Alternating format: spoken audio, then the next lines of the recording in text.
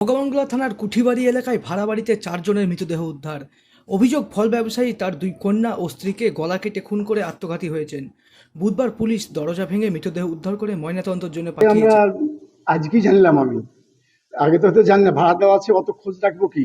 এমনি আসি, দেখি, চলে যাই, আছে এই ভাবছি। আর ভাড়াটিয়ার ভিতরে তো আমি ঢোকা তোমার ঠিক হবে না।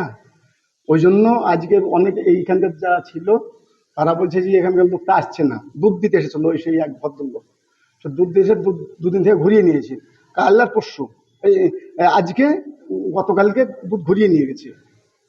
এই তো হচ্ছে অবস্থা। কতদিন থেকে আছে এখানে? এখানে 10 মাস থেকে আছে। 10 মাসে ওই হয়তো 20 দিন বেশি হবে, এরকম কি 10 মাস। 10 মাসে ধরে।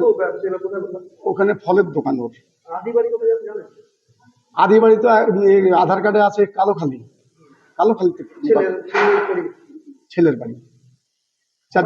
হঠাৎ করে এরকম সেটা আমরা কি করে বলবো বলেন? ভাড়াটিয়ে দিয়েছি আমি, আমার তো কোনো দেখার নেই। ভাড়াটিয়ে যে ঘরে কি করছে সেটা তো আমার দেখার কিছু নেই না। বলেন আছে কিছু? কখন জানতে পারলেন?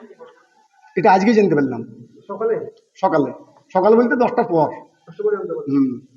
মানে যে গন্ধ দুর্গন্ধ সেটা শুনেই? হ্যাঁ, সে হয়তো শুনে আর কি। আপনার ফোন করেছে? হ্যাঁ, ফোন করেছে। হ্যাঁ। আচ্ছা, এই বিল্ডিং পারিবারিক বিবাদের জেরেই এই খুন বলে পুলিশের প্রাথমিক অনুমান। মৃত ফল ব্যবসায়ী প্রায় 10 মাস ধরে এই ভাড়া বাড়িতেই থাকতেন। কী কারণে এই ঘটনা তার তদন্ত নেমেছে পুলিশ। এই ঘটনায় এলাকা জুড়ে চাঞ্চল্য ছড়িয়েছে।